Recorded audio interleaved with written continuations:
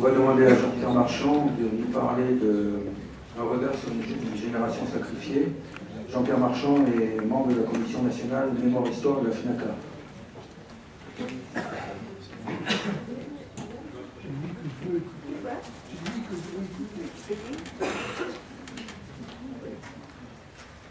Oui, mesdames, messieurs, chers amis, permettez-moi d'être aussi un peu mémorialiste, un peu écrivain, un peu conteur, un temps aussi président fondateur du mémorial 76 hier à la Seine-Maritime, qui va être inauguré le 1er février 2018, après une longue série de recherches.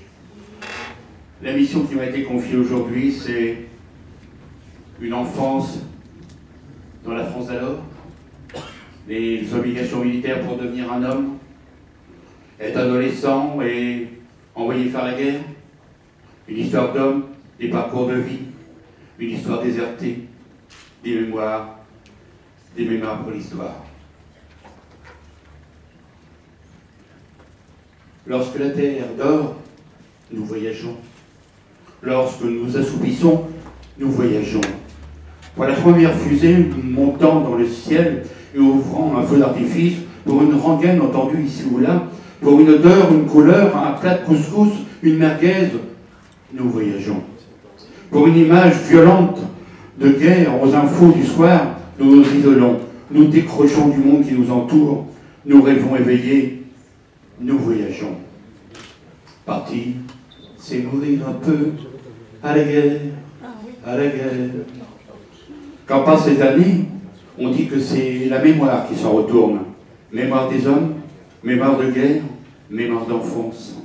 Ombre parmi les ombres, partons ensemble à la découverte ou la redécouverte de ce qui fut notre enfance, notre jeunesse. Qui étions-nous? Que sommes-nous? Enfants de la guerre, de 1935 à 1945, nous étions, pour un grand nombre d'entre nous, des fils de tués, de prisonniers, d'exilés, de déportés, de disparus, de partisans. Adolescents, pendant des années, nous avons été stressés, traumatisés, insupportables, bandits, voyous, voleurs, schnappants. C'est la chasse à l'enfant. Successivement, sans interruption, nos grands-parents et nos parents eurent à connaître le poids marqueur générationnel de la Première Guerre mondiale, du Krach de 29, de la montée du nazisme, de la Seconde Guerre mondiale, et nous transmirent leurs angoisses. En 1939, la situation démographique de la France est alarmante. Cette situation fait de notre pays le plus vieux pays du monde.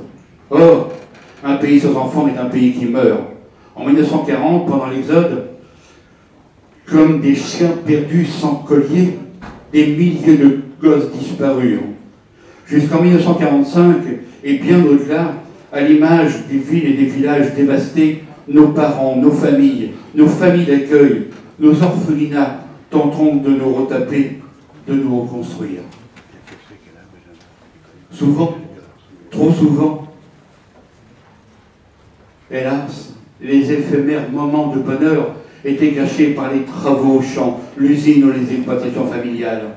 Où vont tous ces enfants, donc pas un seul de riz, ces doux êtres pensifs que la fièvre maigrit.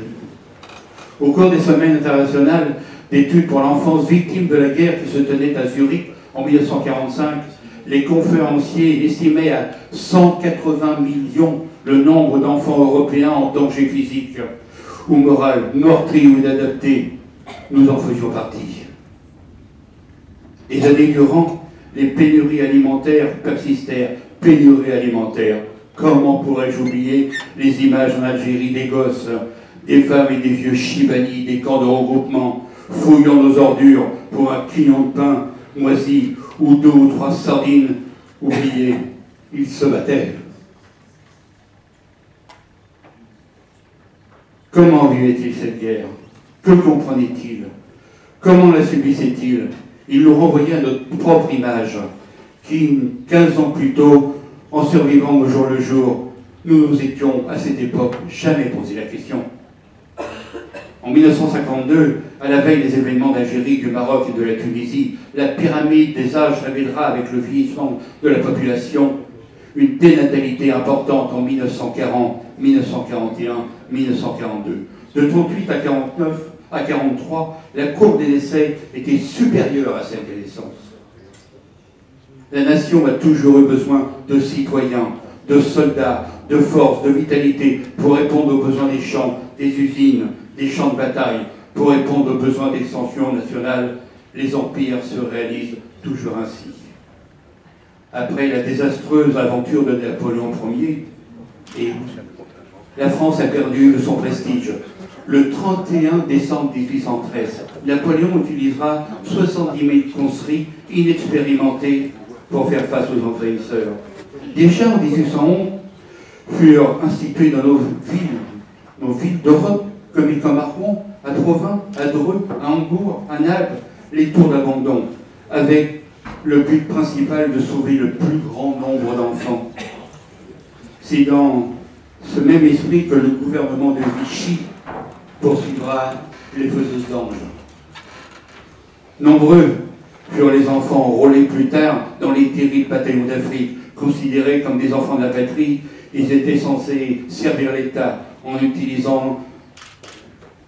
en s'enrôlant dans l'armée. On les retrouvera dans les troupes pour la conquête de l'Algérie en 1939 ou comme ouvriers agricoles pendant la colonisation.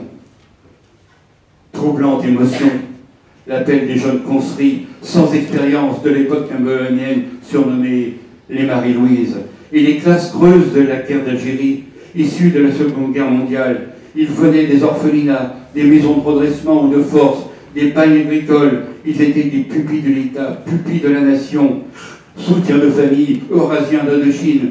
Et avec eux, cet interminable cortège d'appelés, de rappelés, d'engagés, de maintenus, de censitaires, en un mot, des enfants de la guerre, que nous sommes toujours restés.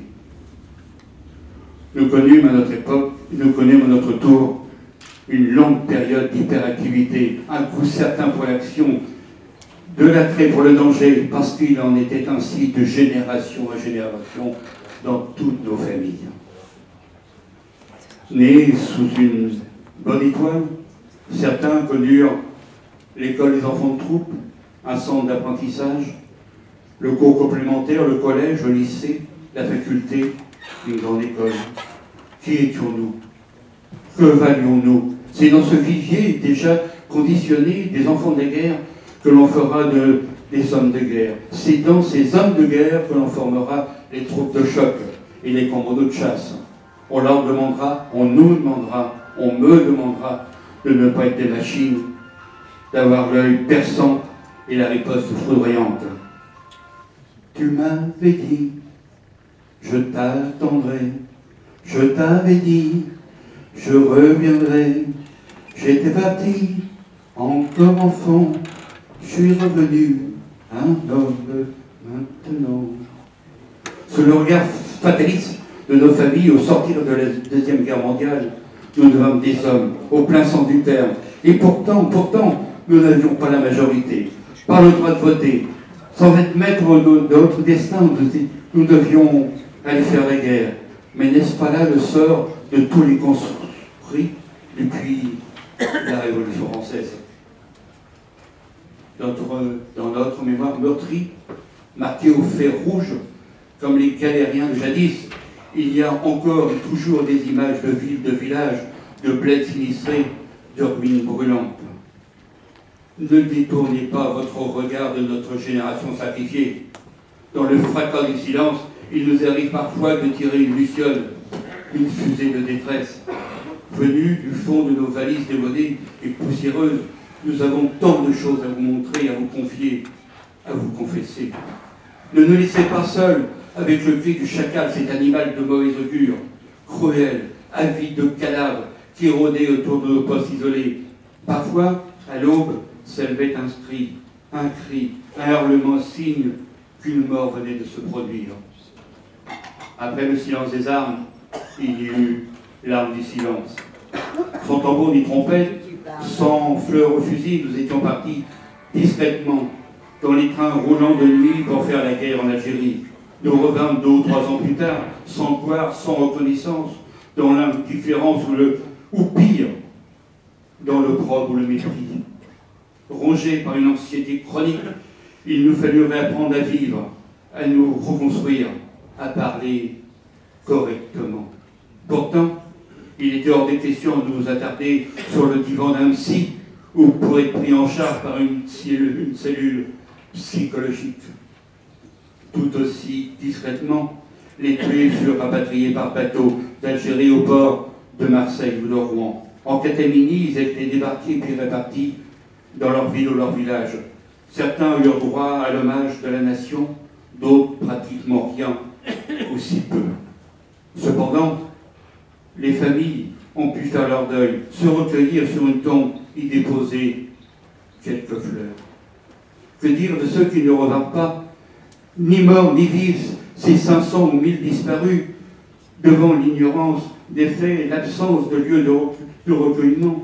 Au-delà des non-dits, les disparus ne sont pas des morts comme les autres. Les familles sont soumises jour par jour, année après année, à la torture des silences.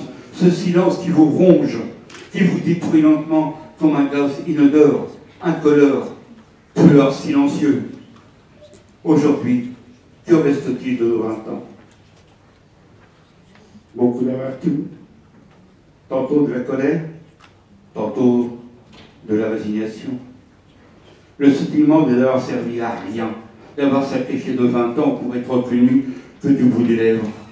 Comment pourrions-nous faire, comment pourrions-nous l'être quand les guerres d'Algérie, comme celle d'Indochine, dont les discours officiels ne sont cités mais appelés publiquement guerre de décolonisation? Resterons-nous les oubliés de l'histoire? Lors de nos causeries, dans le regard attentif et interrogatif des jeunes étudiants, des lycéens, des collégiens, des écoliers, nous avons la réponse. Si nous n'avons pas pu parler à nos enfants, marqués eux-mêmes par nos tourments et nos colères rentrées, nos petits-enfants sont avides de savoir combien d'entre nous n'ont-ils pas entendu « Grand-père, c'est vrai, la guerre d'Algérie. Raconte-moi ton histoire. » Non, nous ne saurons pas les oublier de l'histoire. Quand un soldat s'en va en guerre, il a des tas de chansons et des fleurs sous ses pas. Quand un soldat revient de guerre, il a simplement il avait. Et puis voilà, simplement il avait.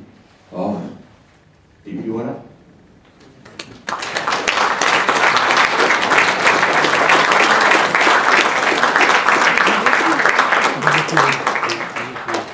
Merci Jean-Pierre. Des questions peut-être?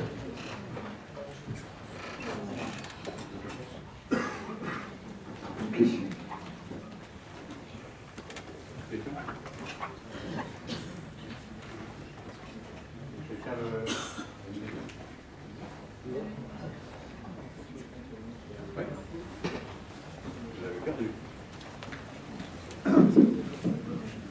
Merci à Jean et moi, Jean-Pierre Marchand. J'ai vécu ce que vous avez connu, vous avez vécu aussi. J'ai vécu les rumeurs dans la ruelle de Constantine dès 1945-46. J'étais tout gamin et ça nous a amené, on n'a pas voulu écouter les rumeurs, qu'une guerre se préparait. On a eu comme une honte 54. Merci. Merci à vous. D'autres questions?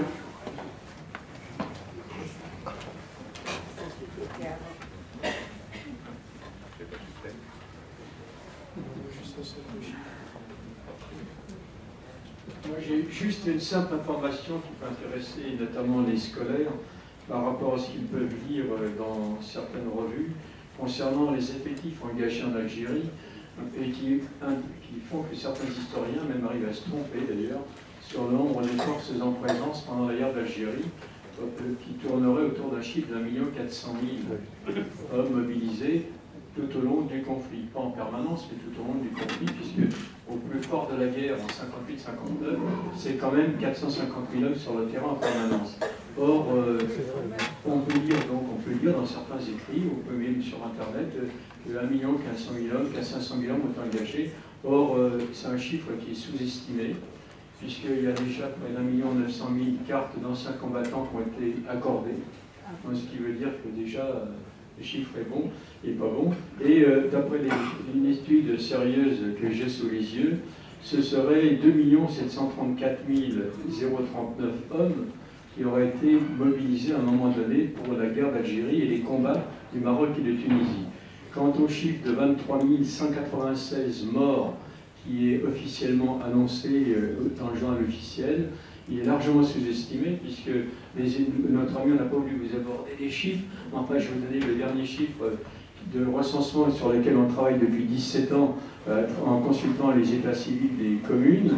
On est à plus de 28 500 noms de morts en Algérie, sans compter qu'on ne peut pas accéder aux communes algériennes et recenser des morts qui étaient recensés, qui étaient mobilisés en Algérie. Et ceux-là qui ont été mobilisés en Algérie.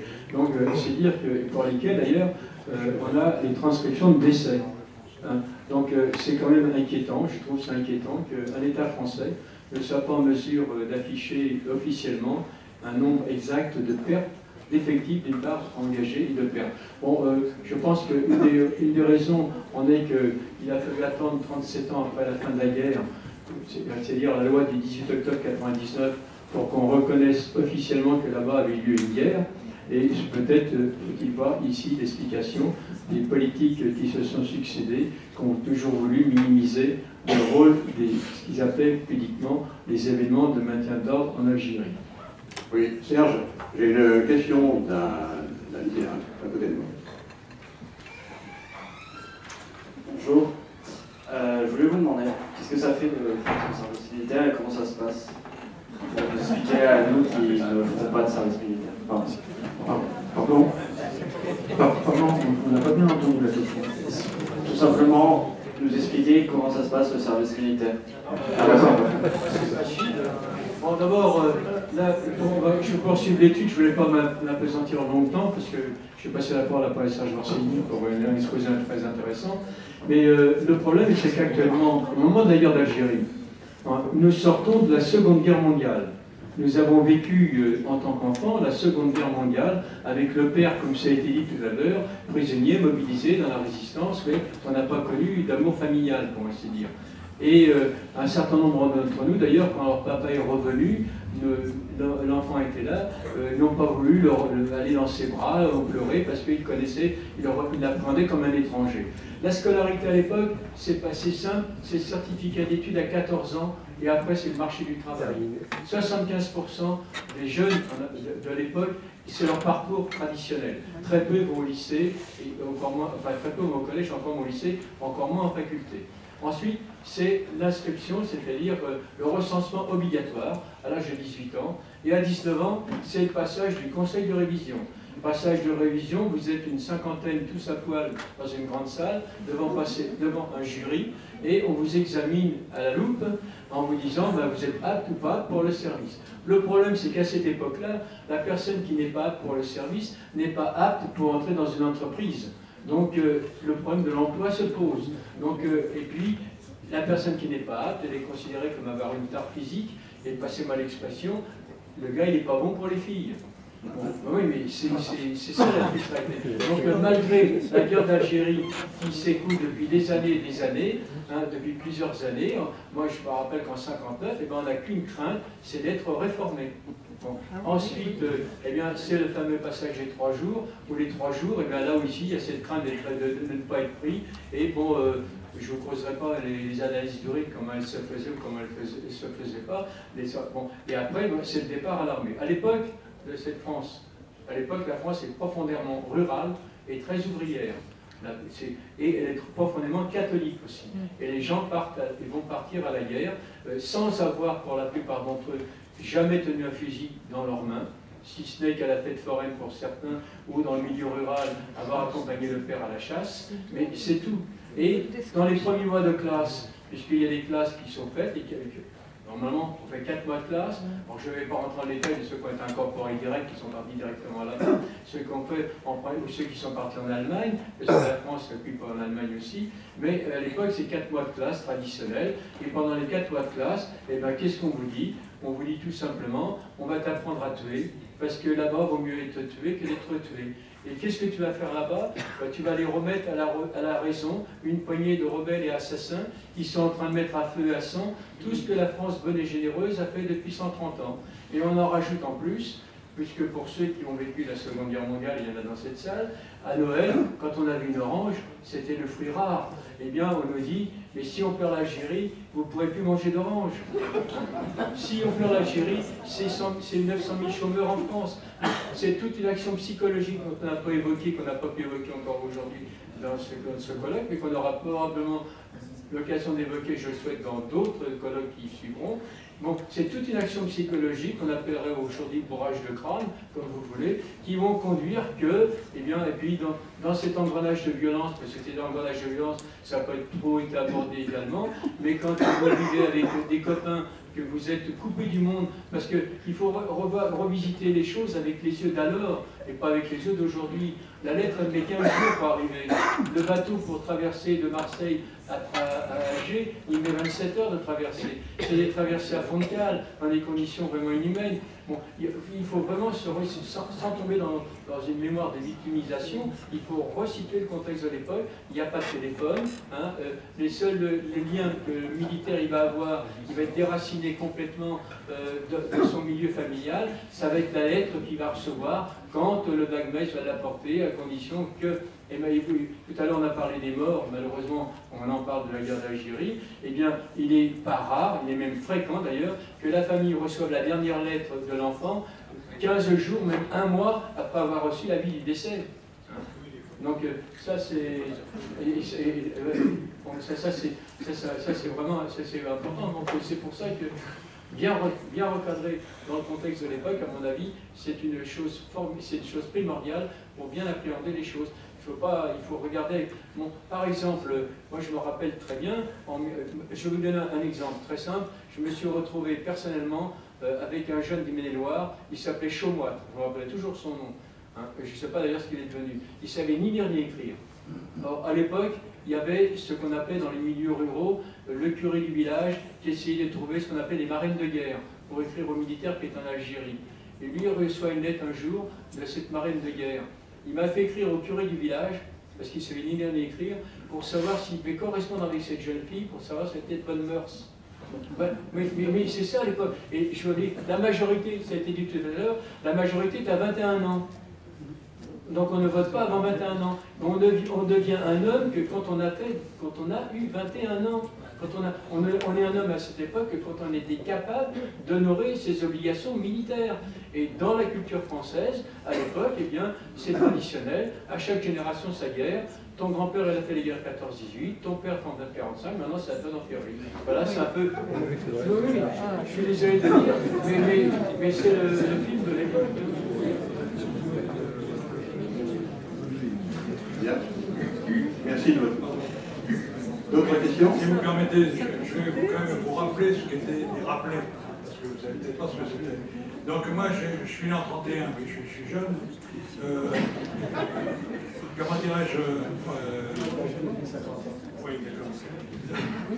donc moi, je n'ai pas connu mon grand-père paternel, parce qu'il est mort à la guerre de 14-18. Mon père était pupille de la Nation. Et quand j'ai fait mes classes, moi j'ai fait toutes mes classes, j'étais sur Citer, je suis parti avec la classe 52. J'avais fait mes 18 mois en France et j'étais revenu dans la vie civile depuis 2 ans quand j'étais rappelé. Alors moi j'avais fait l'école collège technique d'Hydro, j'avais un copain d'ailleurs qui l'avait fait avec moi, et puis il a fait son service militaire directement en Algérie. Il est revenu aussi de ses 18 mois passés en Algérie. Il a fait l'école d'officier de Churchill. Et quand il est revenu, bon, il s'est marié, et il a été rappelé en 56. Il est parti là-bas, officier de renseignement, il a été tué là-bas. Donc, moi, je vais aller rapidement, quand j'ai été rappelé, moi, j'étais aussi officier de réserve. Dans les transmissions, je vais passer la visite médicale, je pratiquais le rugby aussi. J'étais obligé d'être opéré d'un ménisque et je n'ai pas fini ma rééducation. Je vais à Vincennes en juillet 56. je passe à médical, vous avez des problèmes, ben, je dis, je n'ai pas fini ma éducation, mais il dit, vous marchez, ben, je dis, je suis bien à pied, donc c'est que je marche. Bon, maintenant, vous mettrez une apte d'infanterie. Bon, si je me suis retrouvé affecté dans un régiment d'infanterie, parti là-bas sans savoir ce que j'allais faire, et j'ai eu la chance d'avoir une hiérarchie qui, en tant qu'officier, ne nous présentait au colonel.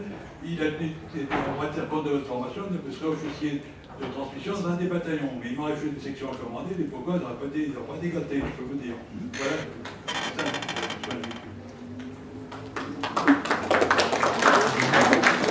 Merci beaucoup pour cette anecdote. Je remercie Jean-Pierre et Jean. Ah, il y a une question, pardon. Excusez-moi. Oui, monsieur. J'arrive avec la sucette. Je voudrais très brièvement apporter mon témoignage après ce que vous venez de raconter. J'ai passé les 6 derniers mois de la guerre déporté en Allemagne. Heureusement, j'ai évité le camp de concentration. Et après mes études, j'étais jeune pasteur débutant, a commencé la guerre d'Algérie. J'ai rejoint l'Afrique du Nord en février 1955. Et j'y suis resté 5 ans et demi. Je n'ai pas pu tenir plus longtemps parce que j'ai vécu des choses très dures à Alger en particulier. Mais ce que je voulais dire, d'après ma mémoire, les classes duraient 2 mois. La moitié des jeunes faisaient leur classe en métropole ou en Allemagne, et les autres arrivaient en civil à Alger et faisaient leur classe dans les centres d'instruction de la périphérie d'Alger, Beni Messous, etc. Tous les jeunes d'origine protestante se déclaraient leur religion parce qu'ils avaient la trouille, parce qu'ils n'avaient aucune préparation à ce qui les attendait, et ils ont tous reçu de moi des instructions précises sur les précautions à prendre, sur leur devoir de veiller à leur sécurité, de ne commettre aucune imprudence, parce que c'est quand on est imprudent qu'on court le danger mortel de tomber dans une embuscade. Et la moitié des jeunes que j'ai eu malheureusement enterrés pendant ces 5 ans et demi de service sont morts par imprudence. Et tous ont reçu de moi des instructions aussi sur la conduite à tenir au cas où on recevrait un ordre illégal. Et malheureusement, ça s'est produit un certain nombre de fois. Et une fois comme ça, un de ces jeunes que j'ai retrouvé dans un poste isolé de la classe BD1 était l'homme de confiance de son chef de poste. Ils avaient reçu l'ordre de constituer un peloton d'exécution pour faire une exécution, pour l'exemple, devant le doigt réuni dans la montagne. Bien sûr, il n'y avait aucun pied noir dans le coin. Eh bien, nous avons réussi à éviter cette exécution et à faire que le suspect ne soit pas exécuté. Grâce à l'action de ce garçon, qui était originaire du pays de Montbéliard, je crois, et aussi, tout simplement, en demandant par message radio codé la confirmation écrite de l'ordre, qui n'est jamais arrivé. Voilà. Alors, je voulais vous apporter ce modeste témoignage. J'ai parcouru ces 5 ans et demi à raison de 50 000 kilomètres de chevaux par an pour faire le tour des 2 divisions que je desservais. Voilà. Merci de votre attention. Merci beaucoup.